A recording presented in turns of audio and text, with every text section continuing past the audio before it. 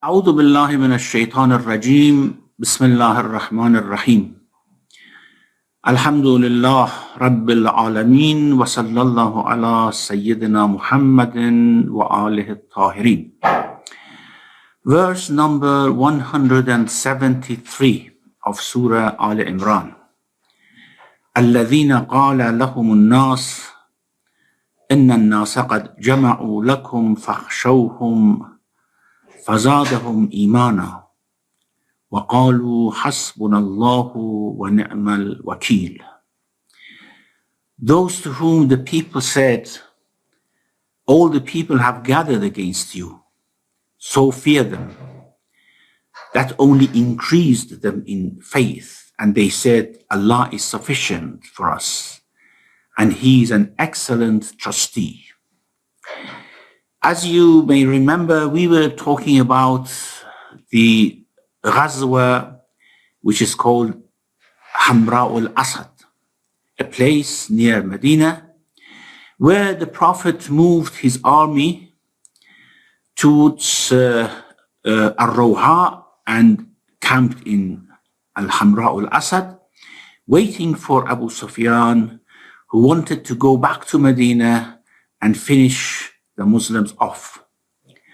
Now, of course, the Prophet had the news had come that Abu Sufyan is gathering a great force and coming back, wanting to finish you off. However, the Prophet announced among his companions that whoever had taken part in the Battle of Uhud should mobilize again, and we are moving towards Al-Hamra al-Asad. And of course, the previous verse said that الذين استجابوا لله والرسول من بعد ما أصابهم القرح للذين أحسنوا منهم واتقوا أجر عظيم. Those who responded positively to Allah and His Messenger after they were inflicted with injury. And of course, Allah gives them the good news of a great reward. Now, a further description of these people is given in this verse number 173. الذين قال لهم الناس إن الناس قد جمعوا لكم فاخشوهم فزادهم إيمانا. Now, people, who are these people who told them that they are gathering against you? If you remember, we said either a group of businessmen from the tribe of Banu Abdul Qais, to whom Abu Sufyan gave a promise that he would give them some reward if they go and spread the news in Medina that Abu Sufyan is coming back with a great army. Or it was Nu'aym ibn al-Mas'ud, as we mentioned, who again Abu Sufyan had told him to go and say the same thing. Or it may be that they were the Munafiqun, as we mentioned, that they told the people about it. And of course, what happened? They added faith, they increased in faith. الَّذِينَ قَالَ لَهُمُ النَّاسِ. So قَالَ لَهُمُ النَّاسِ here are either Nu'aym ibn Mas'ud or the tribe of Abdul Qais or the Munafiqun. And about the other nas, إِنَّ النَّاسَ قَدْ جَمَعُوا لَكُمْ, people have gathered force against you. These are, of course, Abu Sufyan, who wanted to, of course, post or feign to be coming back. إِنَّ النَّاسَ قَدْ جَمَعُوا لَكُمْ. Now, what happened here? Of course, this fear-mongering, they were actually a target of fear-mongering, so that they lose their morale, they flee from Medina. And we see that the opposite happened. Not only they were not disappointed, not only they were not frightened, but they increased in faith. فَزَادَهُمْ إِيمَانًا وَقَالُوا حَسْبُنَا اللَّهُ وَنِعْمَ الْوَكِيلُ. Allah is sufficient for us, and He is an excellent trustee. Now, this Hasbunallah wa ni'mal wakil is actually the very increment in faith. When one's faith increases, this trust in Allah, this tawakkul and submission to God increases. Now, there's one question here, a very old question among the theologians, whether Iman is susceptible to decrease and increase. Some say that no, Iman is a solid thing. It cannot increase or decrease. Yes, the actions which are the result of Iman can increase or decrease, but the Iman itself cannot. However, the majority of scholars, and of course the Quran as well, testifies to that yes, a person's faith may decrease at certain times, and that may be as a result of sins or as a result of undue attention to worldly matters, or as a result of reducing worship. Or it may increase as a result of not paying attention to worldly matters, as a result of good deeds, as a result of other things which increase in worship, and things which may result in that. So the faith can increase and decrease. And of course, when we say faith, it's not superficial things that we see. It is deep in the heart of a person. It increases until it reaches the thresholds of yaqeen, certainty. And of course, this is not what many of us have. Now, here, Al-Baydawi, in his Tafsir, reports something from Umar ibn al-Khattab, that he asked the Prophet, he said that we asked the Prophet, قُلْنَا Ya Rasulallah, al-Iman yazidu wa yanqus, does faith increase and decrease? قال نعم يزيد حتى يدخل صاحبه الجنة وينقص حتى يدخل صاحبه النار. It increases to the extent that it will make the one who has that faith to enter paradise, or decreases to the extent that the one who has that faith would enter hell. And this shows that we never have to have a static view about people, that this person did such thing in this moment, and Allah said such and such about them, and they'll stay the same throughout their lives. No. Faith is dynamic, as people are dynamic, as our actions, our views, our attitudes are dynamic. So the faith may decrease and increase. And the core of that is that sense of absolute submission to God. That's the core of faith. And then whatever the peripheries would follow, actually. Now, I would like to attract your attention towards a hadith from Al-Kafi al-Sharif, from Imam al-Baqir alayhi salam. Imam al-Baqir alayhi salam reports something, an anecdote from the Prophet, peace be upon him. بين رسول الله صلى الله عليه وآله في بعض أسفاره إذ لقيه ركب. When the Prophet was in the course of one of his journeys, a group of people who were riding camel or horses, they met him. لقيه ركب. And the Prophet, peace be upon him, had not seen them before, did not have any conversation with them, but they actually welcomed the Prophet with Ya Rasulallah. They said, Assalamu alayka ya Rasulallah. The Prophet asked them, فَقَالَ مَا أَنْتُمْ, not man antum, who are you? No, what are you? That you actually received me with this tahiyya of Ya Rasulallah. فَقَالُوا نَحْنُ مُؤْمِنُونَ Ya Rasulallah. They said, we are believers. قَالَ فَمَا حَقِيقَةُ إِيمَانِكُمْ, what is the truth of your faith. We have to pay attention to these things, as we shouldn't be content with the actions that we are performing in terms of worship. If they don't have this spirit, it shouldn't be a body without a spirit. So, قال فما حقيقة إيمانكم? What is the truth of your faith? قالوا الرضا بقضاء الله والتفويض إلى الله والتسليم لأمر الله. We are pleased with whatever Allah decrees, with the decrees of Allah subhanahu wa ta'ala.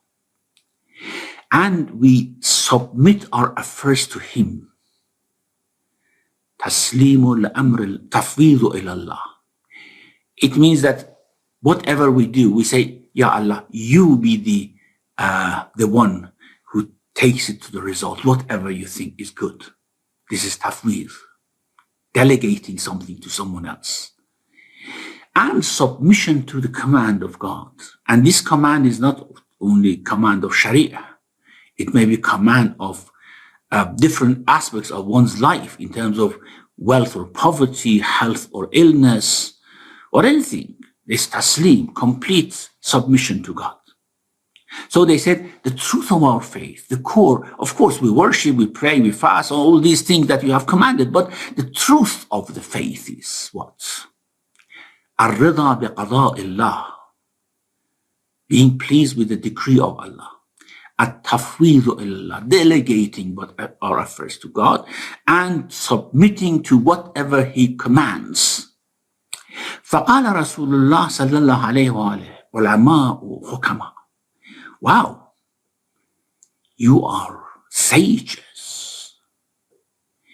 You are wise people. كادوا أن يكونوا من الحكمة أنبياء. It's nearly, you are very close to be, because of your wisdom, you are very close to be prophets. And this shows, these are the aspects by which God chooses a person to be a prophet. These are the things which make someone qualified to become a prophet. So, and then a prophet advised them certain things, that if this is what you say, then do such and such and such.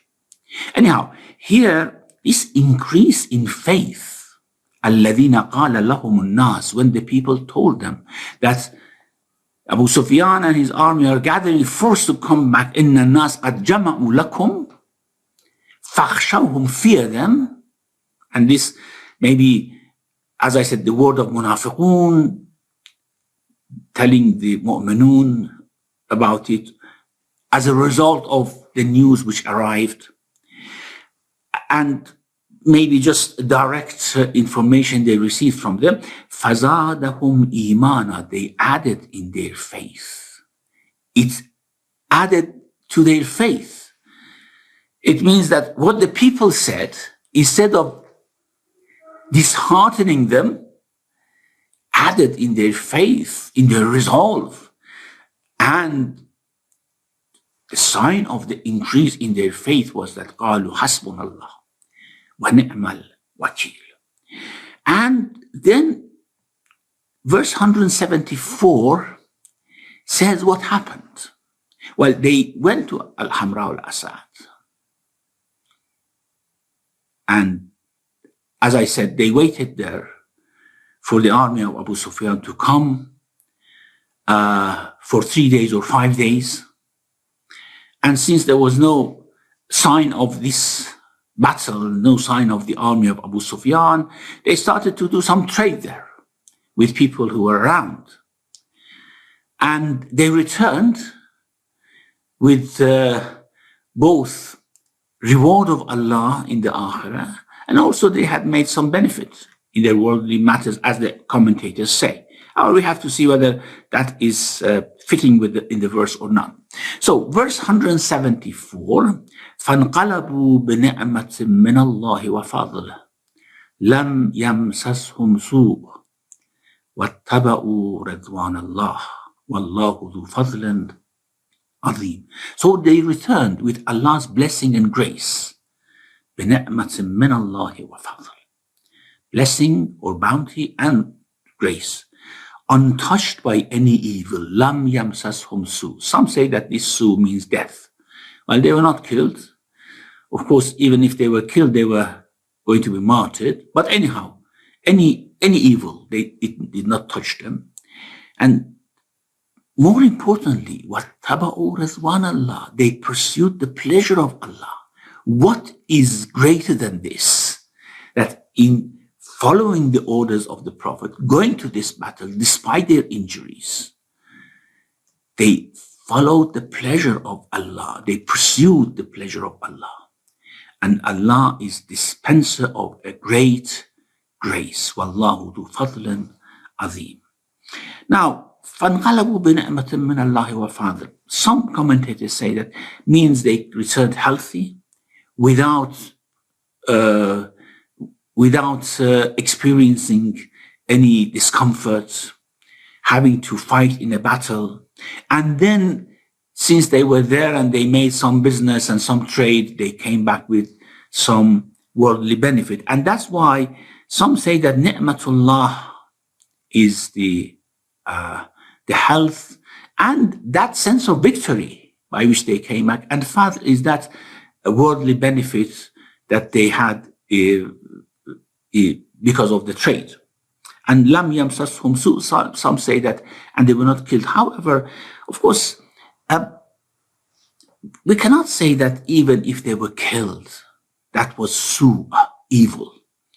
Although this is reported from As-Suddi, however, martyrdom is not su, is not evil. So lam yamsashum su means that they were not inflicted by any defeat. That is a better meaning of that.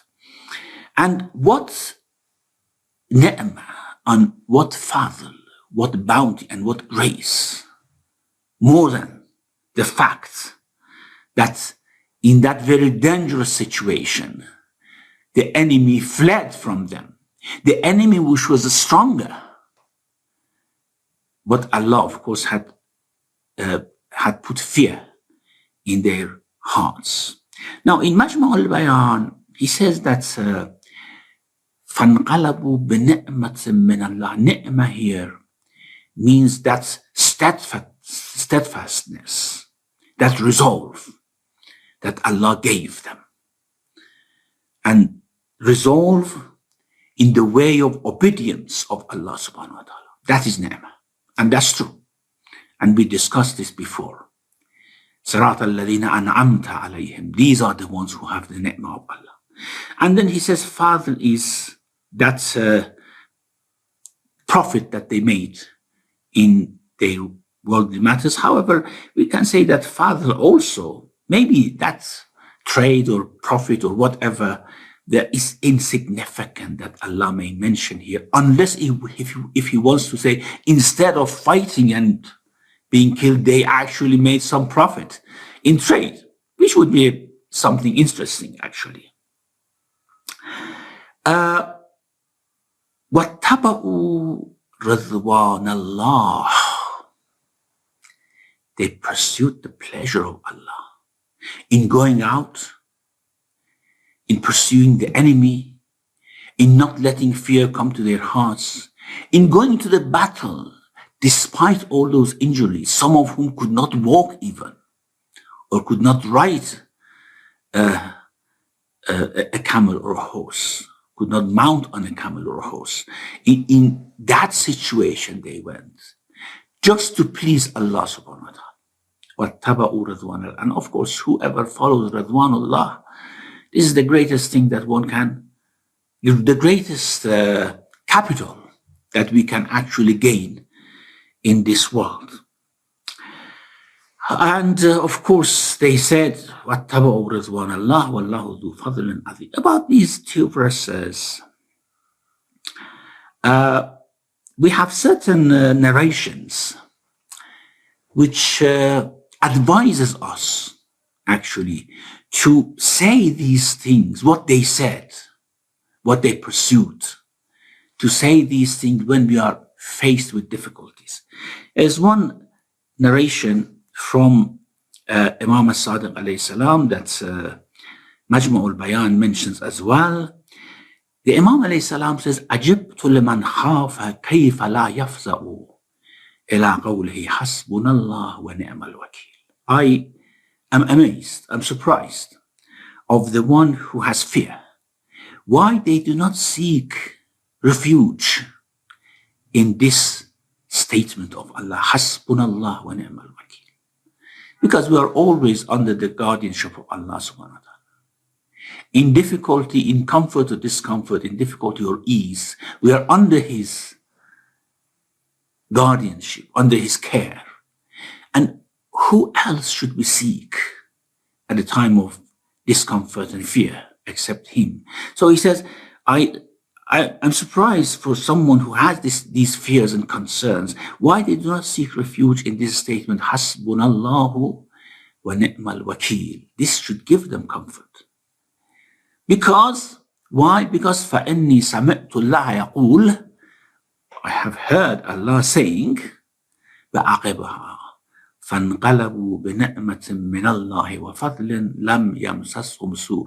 They returned with bounties of Allah and with His grace, and no evil touched them. So if someone mentions that statement and has it as a sort of attitude in their heart, they are never going to be touched with any evil. And they're always shrouded with the bounties of Allah subhanahu wa ta'ala. Now, one very interesting thing is in this statement, which some have actually attracted our attention to, is when the Imam says, فَإِنِّي سَمِعْتُ اللَّهَ يَقُولُ, I heard God saying, not فَإِنِّي قَرَأْتُ فِي كِتَابِ اللَّهِ, that I read in the book of God. Is as if, and this is something that we have to internalize about the Quran, that when we read the verses of the Quran, it's as if we are hearing it from God. He says, فَإِنِّي سَمِعْتُ اللَّهَ, I heard God saying. And this is when, of course, the heart has full attention towards what they read. فَإِنِّي سَمِعْتُ اللَّهَ يَقُولُ فَانْقَلَبُوا بِنِعْمَةٍ مِّنَ اللَّهِ وَفَضْلٍ لَمْ يَمْسَسْهُمْ سُوءٌ. And also, he says in Majmu' al-Bayan again that the last statement made by Ibrahim alayhi salam, when he was thrown into the fire, آخر كلام إبراهيم عليه السلام حين ألقي في النار, when he was thrown in the fire, what he said, Hasbunallah wa ni'mal wakil. And it shows that this very phrase, this very expression was something that the prophets before were using as well, the mu'minun before were using as well. وَقَالَ نَبِيُّكُمْ مَثْلُهَا, and your messenger said, your prophet said the same thing in this verse. And then he reported this same verse. Now, verse 175 is actually telling us that these insinuations, whispers, these temptations are not going to deceive the believers. The believers, by hearing that people are strong and are coming towards them, whenever I read these verses, I really remember Imam Khomeini rahmatullah alayhi, when he was talking about America, at the time when America was at the helm of its power, and we as a nation were in the lowest point of our power, if there was any. And he was saying, no, of course they cannot do anything. Allah is with us. I mean, this is the way the believers should be. And they are not deceived by these temptations and insinuations of shaitan who tries to frighten them, if, of course, they have trust in Allah subhanahu wa ta'ala. Verse 175, إِنَّمَا ذَلِكُمُ الشَّيْطَانُ يُخَوِّفُ أَوْلِيَاءَهُ فَلَا تَخَافُوهُمْ وَخَافُونِ إِن كُنتُم مُؤْمِنِينَ. That is only Satan frightening his followers. So fear them not, and fear me, should you be faithful. Now, about this shaitan, some have said that what the verse means by shaitan terrifying his awliya, يُخَوِّفُ أَوْلِيَاءَهُ. Who were these awliya of shaitan who were being terrified by those reports and information? Now, in Al-Mizan, Allama Tabatabai says that this ذَلِكُمْ refers to the munafiqun, who were telling the people that a strong army has gathered for you. So it is not referring to Satan per se. It's related to those people who whispered in the ears of the believers, trying to terrify them. And he says that the Quran says shaitan can be individuals among the jinn, can refer to Iblis, and can refer to individuals among human beings, as we have in Surah من شر الوسواس الخناس الذي يوسوس في صدور الناس من الجنة والناس. So al-waswas al-khannas can be from human beings, can be from jinn. So he says shaitan here is referring to the munafiqun, or to those people who brought the news. يخوف أولياءه إنما ذلكم الشيطان يخوف أولياءه. Now, who are these awliya?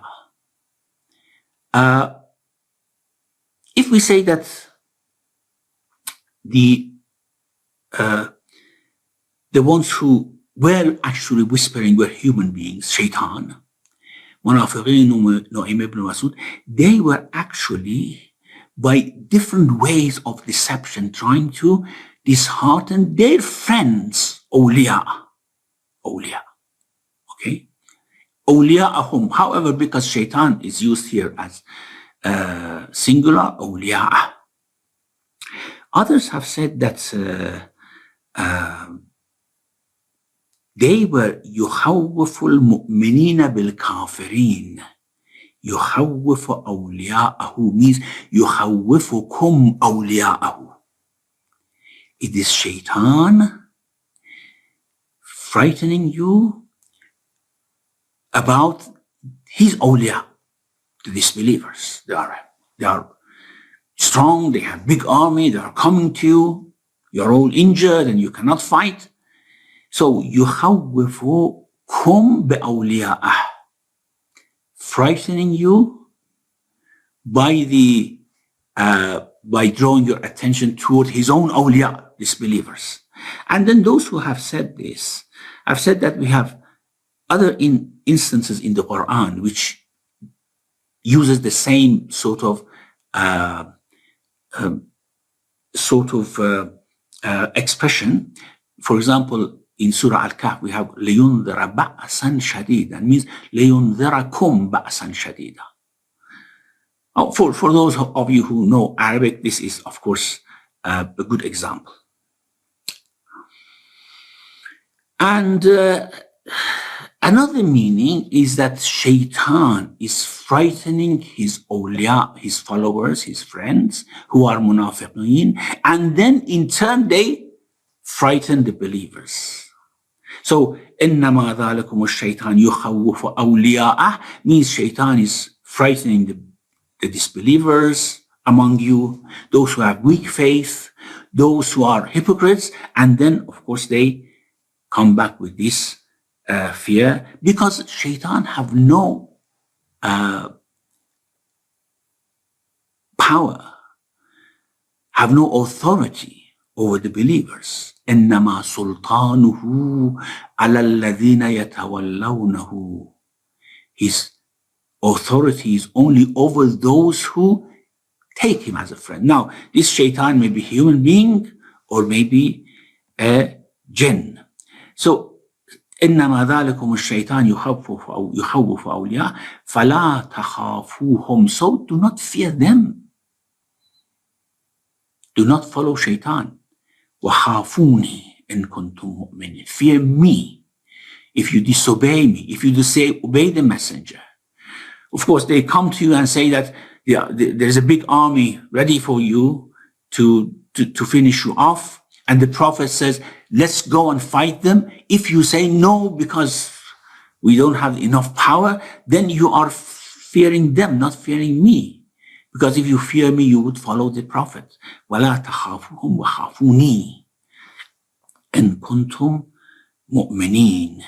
And this means that one of the signs of Iman is that one should fear disobedience of God. When we say fearing God, it means fearing disobedience of Allah subhanahu wa ta'ala. We are towards the end of the verses about the battle of Uhud, inshallah, and we'll continue with the verses next week. Inshallah. ربنا لا تزغ قلوبنا بعد إذ هديتنا وهب لنا من لدنك رحمة إنك أنت الوهاب وصلى الله على محمد وآله الطاهرين.